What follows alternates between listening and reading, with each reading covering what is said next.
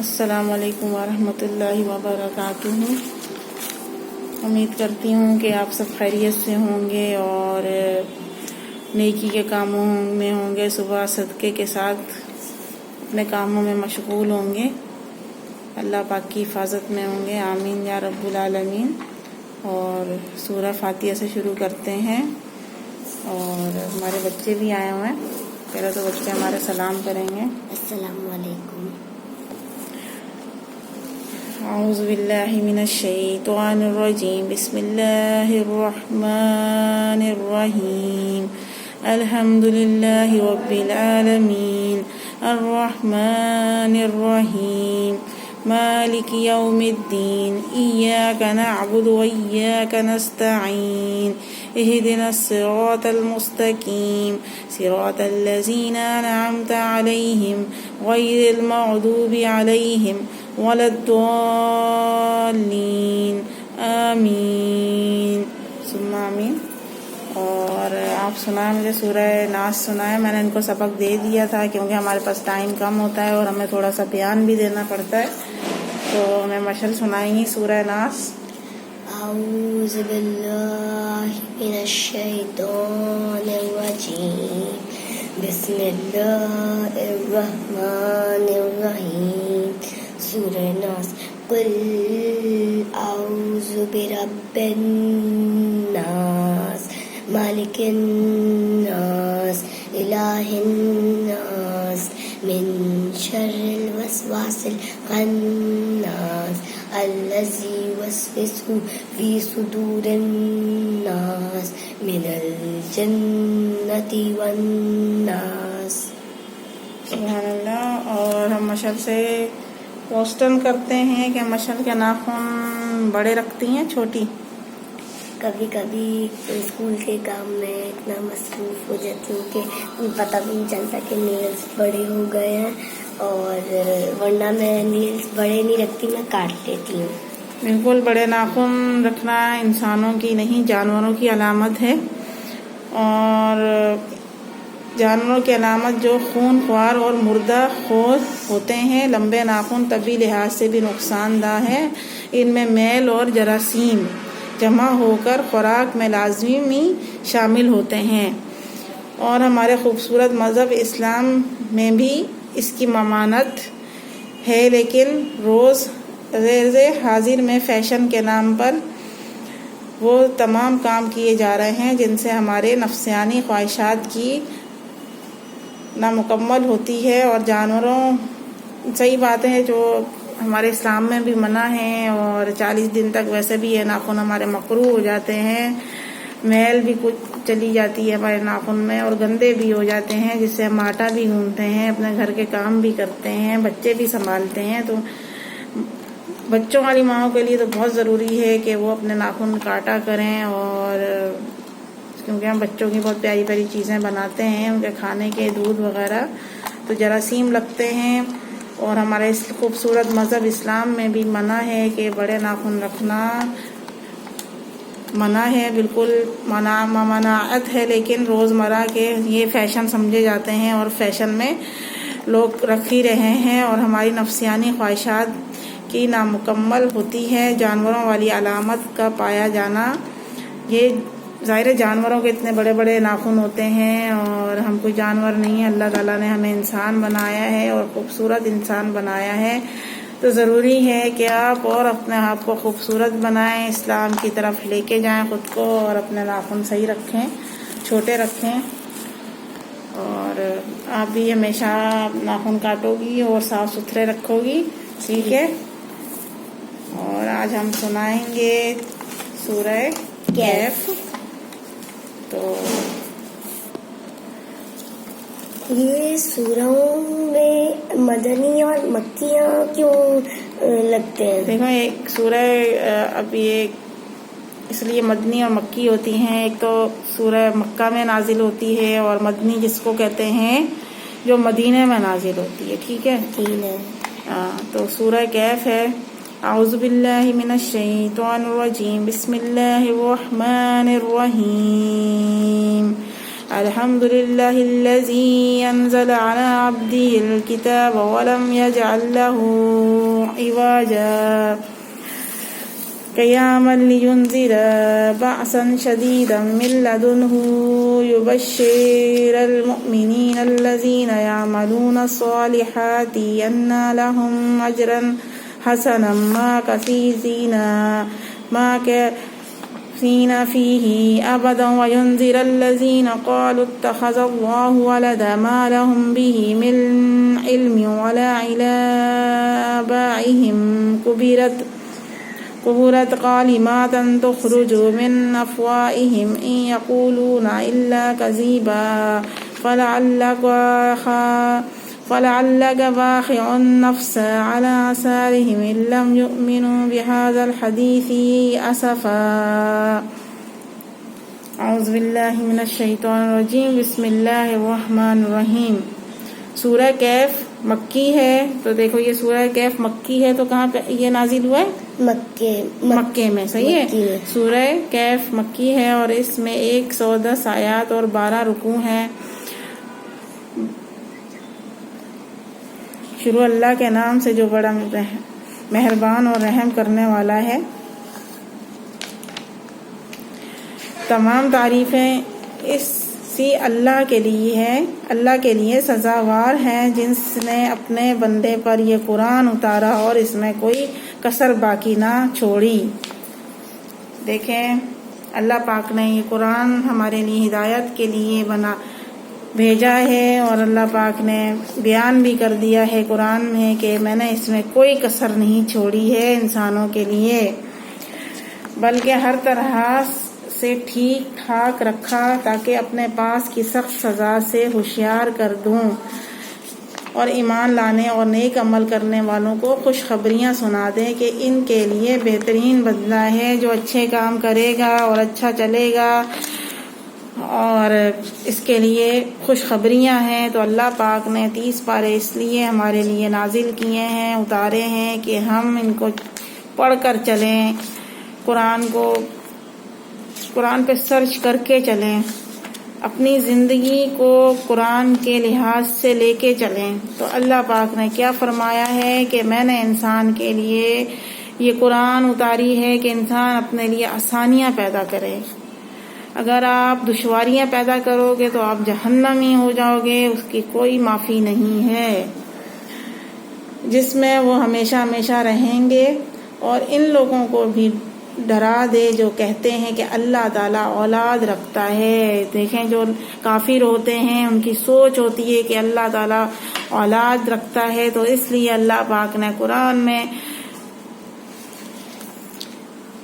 بیان کر دیا ہے کہ اللہ پاک اکیلا ہے، نہ تو اس کا کوئی شریک ہے، نہ اس کے اولاد ہے، نہ ظاہری بات ہے اللہ پاک اکیلا ہی ہے۔ اللہ پاک وحدہ لا شریک لہ ہے، اللہ کے سوا کوئی نہیں ہے۔ در حقیقت نہ تو خود انہیں اس کا علم ہے، نہ ان کے باپ دادوں کو۔ یہ تہمت بڑی بری ہے جو ان کے منہ سے نکل رہی ہے، وہ نرا جھوٹ بک رہے ہیں۔ پس اگر یہ لوگ اس بات پر ایمان نہ لائے تو کیا آپ ان کے پیچھے اسی رنج میں اپنی جان ہلاک کر ڈالیں گے؟ تو کیا ہے اگر یہ لوگ ایمان نہیں لائے تو ہم ظاہری بات ہے ہمارے نبی صلی اللہ علیہ وسلم نے ان کو پڑھ پڑھ کر قرآن سنایا ہے، سب چیزیں بتائی ہیں، مگر وہ لوگ نہیں مانتے ہیں جو مشرکین ہوتے ہیں، اور وہ سمجھتے ہیں کہ یہ ہمارا جادوگر ہے اور یہ جادو کے ذریعے سب چیزیں بیان کر رہا ہے۔ تو تھوڑی سی ہم اس کی تفسیر بھی بتاتے چلیں۔ جب اپنے ساتھیوں کو نماز پڑھاتے تو آواز قدر بلند فرما لیتے۔ مشرکین قرآن سن کر قرآن کو اللہ کو سب چشتم کرتے۔ اللہ تعالیٰ نے فرمایا اپنی آواز کو اتنا اونچا نہ کرو کہ مشرکین سن کر قرآن کو برا بھلا کہیں، اور نہ آواز اتنی پست کرو کہ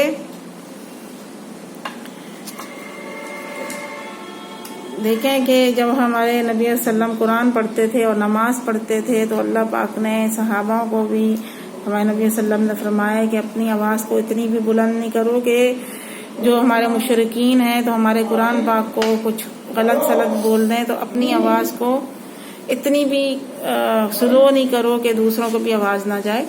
تو کیا ہے کہ پست نہ کرو. صحابہ رضی اللہ عنہ بھی نہ سن سکے. البخاری میں ہے یہ. اور خود نبی صلی اللہ علیہ وسلم کا واقعہ ہے کہ ایک رات نبی صلی اللہ علیہ وسلم کا گزر حضرت ابو بکر صدیق رضی اللہ عنہ کی طرف سے ہوا تو دیکھا کہ وہ پست آواز سے نماز پڑھ رہے ہیں. پھر حضرت عمر رضی اللہ عنہ کو بھی دیکھنے کا اتفاق ہوا تو وہ اونچی آواز سے نماز پڑھ رہے. تو آپ صلی اللہ علیہ وسلم نے دونوں سے پوچھا تو حضرت ابو بکر رضی اللہ عنہ نے فرمایا جس سے مصروف مناجات تھا وہ میری آواز سن رہا تھا. حضرت عمر رضی اللہ عنہ نے جواب دیا کہ میرا مقصد صوتوں کو جگانا اور شیطان کو بھگانا تھا. آپ صلی اللہ علیہ وسلم نے صدیق اکرم رضی اللہ عنہ سے فرمایا اپنی آواز قدرے بلند کرو. اور حضرت عمر رضی اللہ سے کہا اپنی آواز کچھ پست کر رکھو. حضرت عائشہ رضی اللہ فرماتی ہیں کہ یہ آیات دعا کے بارے میں نازل ہوئی ہے. کیف کے معنی ہیں غار کے ہیں. اس میں اصحاب کیف کا واقعہ بیان کیا گیا ہے اس لیے اسے سورہ کیف کہا جاتا ہے.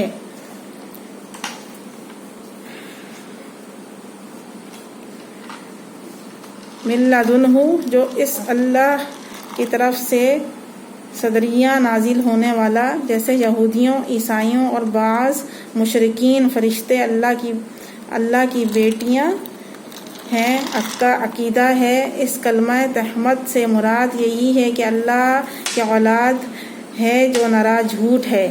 بحاظ الحدیثی اس بات سے مراد قرآن کریم ہے. کفار کے ایمان لانے کی جتنی شدید خواہش آپ صلی اللہ علیہ وسلم رکھتے تھے اور ان کی اعراض و گریز سے آپ صلی اللہ علیہ وسلم کو جو سخت تکلیف ہوتی تھی اس میں آپ صلی اللہ علیہ وسلم کی اس کیفیت اور جذبے کا اظہار ہے.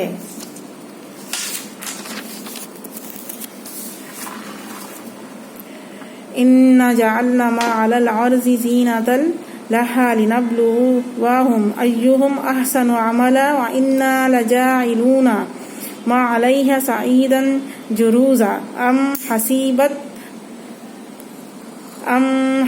أَنَّ أَصْحَابَ الْكَهْفِ وَالرَّقِيمِ كَانُوا مِنْ آيَاتِنَا عَجَبًا إِذْ أَوَى الْفِتْيَةُ إِلَى الْكَهْفِ فَقَالُوا رَبَّنَا آتِنَا مِن لَّدُنكَ رَحْمَةً وَهَيِّئْ لَنَا مِنْ أَمْرِنَا رَشَدًا.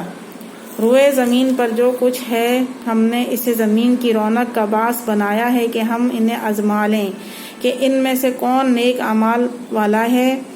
دیکھیں اللہ پاک نے کیا فرمایا ہے کہ روئے زمین پر جو کچھ ہے صحیح بات ہے. بہت رونقیں ہیں بہت عیاشیاں ہیں. تو اللہ تعالیٰ نے ہمیں چھوٹ دیا ہوا ہے کہ ہم کون سے چیز پہ چلیں گے. ہم اچھی چیز پہ چلیں گے یا ہم بری چیز پہ چلیں گے. تو کون نیک اعمال والا ہے. تو اللہ تعالیٰ یہ بھی دیکھتا ہے کہ کون نیک اعمال کر رہا ہے اور کون برے اعمال کر رہا ہے. اس پر جو کچھ ہے ہم اسے ایک ہموار صاف میدان کر ڈالنے والے ہیں.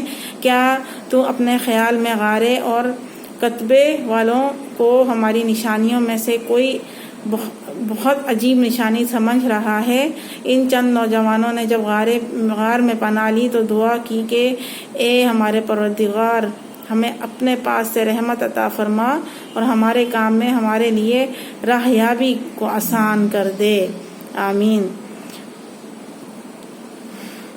یہ وہی نوجوان ہیں جنہیں اصحاب کیف کہا گیا. تفصیل آگے آ رہی ہے. انہوں نے جب اپنے دین کو بچاتے ہوئے غار میں پناہ لی تو یہ دعا مانگی. اصحاب کیف کے اس قصے میں نوجوان کے لیے بڑا سبق ہے. آج کل کے نوجوانوں کا بیشتر وقت فضولیات میں برباد ہوتا ہے اور اللہ کی طرف کوئی توجہ نہیں. کاش آج کے مسلمان نوجوان اپنی جو جوانیوں کو اللہ کی عبادت میں صرف کر دیں. آمین.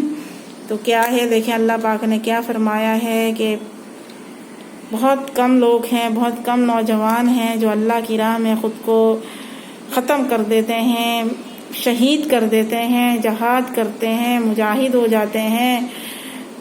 تو بہت کم لوگ ہیں ایسے، اور اللہ پاک سب نوجوانوں کو جو ہمارے بھائی ہیں اللہ پاک سب کو ہدایت دے، نماز کی، قرآن کی، اس کی طرف توجہ کرنے کی متوجہ ہو جائیں کہ اللہ پاک نے کیا قرآن میں فرمایا ہے، اور پڑھنے کی توفیق عطا فرمائے، آمین۔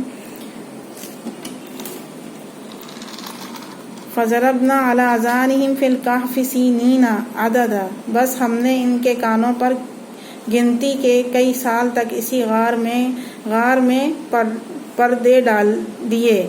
ثُمَّ بَعَثْنَاهُمْ لِنَعْلَمَ أَيُّ الْحِزْبَيْنِ أَحْصَىٰ لِمَا لَبِثُوا أَمَدًا، پھر ہم نے انہیں اٹھا کھڑا کیا کہ ہم یہ معلوم کر لیں کہ دونوں گروہ میں سے اس انتہائی مدت کو جو انہوں نے گزاری ہے کس نے زیادہ یاد رکھی ہے۔ یعنی کانوں پر پردے ڈال کر ان کے کانوں کو بند کر دیا تاکہ باہر کی آوازوں سے ان کی نیند میں خلل نہ پڑے۔ مطلب یہ ہے کہ ہم نے انہیں گہری نیند سلا دیا۔ ان دو گروہوں سے مراد اختلاف کرنے والے لوگ ہیں۔ یہ تو اسی دور کے لوگ تھے جن کے درمیان ان کی بابت اختلافات یا رسالت کے مومن و کافر مراد ہے، اور بعض کہتے ہیں کہ یہ اصحاب کہف ہے، ان کے دو گروہ تھے۔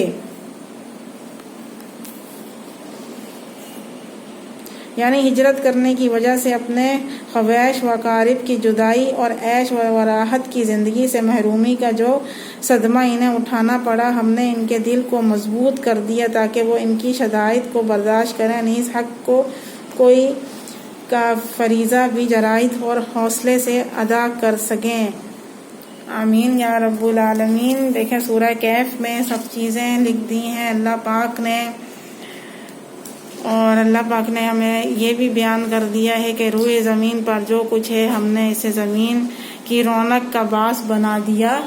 کیا بنا دیا؟ رونق بنا دیا۔ اور کچھ لوگ اپنی عیش و شہرت کو نہیں چھوڑتے ہیں، اپنی رونق کو نہیں چھوڑتے۔ رونق جو ہوتی ہے ہمارے لیے، کچھ لوگوں کی عیاشیاں بھی ہوتی ہیں، وہ اللہ کی طرف متوجہ نہیں ہوتے ہیں، نہ وہ نماز پڑھتے ہیں نہ وہ قرآن پڑھتے ہیں، خالی وہ سوچتے ہیں کہ ہم عیش و آرام کے لیے دنیا میں آئے ہیں۔ تو ایسا نہ سوچیں کہ عیش و آرام 2 دن کی ہے، پوری زندگی جو ہمیں اللہ پاک نے دی ہے، آپ نماز اور قرآن کو لے کے چلیں اور آپ دوسروں کو بھی ہدایت دیں۔ اور جو ہمارے نوجوان بھائی ہیں ان کو بھی چاہیے کہ زیادہ دیر مسجدوں میں گزاریں، نماز پڑھیں، مسجد میں تھوڑی دیر بیٹھ جایا کریں۔ جو ہمارے مؤذن ہوتے ہیں، مولانا ہوتے ہیں، ان کے پاس بیٹھیں۔ کچھ ظاہری باتیں وہاں تک جائیں گے، مسجد تک تو کچھ سیکھ کے آئیں گے، ورنہ گھر میں بیٹھے بیٹھے کچھ بھی نہیں سیکھیں گے۔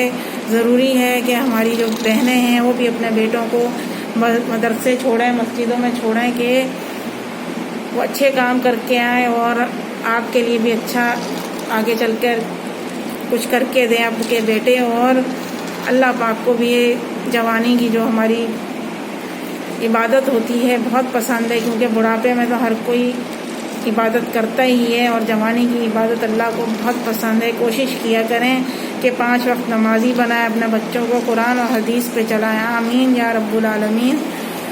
اور آج ہم یہی آپ سے گزارش ہے کہ آپ سورہ کہف کو پڑھیے گا، بہت دل سے پڑھیے گا قرآن پاک کو۔ اللہ پاک نے ہدایت کے لیے ہمیں 30 پارے عطا کیے ہیں۔ اللہ کا لاکھ لاکھ شکر ہے کہ ہم قرآن کو لے کے چلیں اور ہم ہدایت پہ چلیں، آمین یا رب العالمین۔ یہی اللہ سے دعا ہے کہ اللہ پاک ہمیں بھٹکنے نہ دے۔ جو ہمارے جاننے والے ہیں اور جو ہمارے پاس یہاں پڑھنے بھی آتے ہیں، سب کو ہدایت کے راستے پہ چلائے، آمین یا رب العالمین۔ میری طرف سے اللہ حافظ۔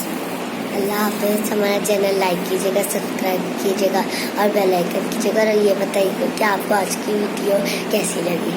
اللہ حافظ۔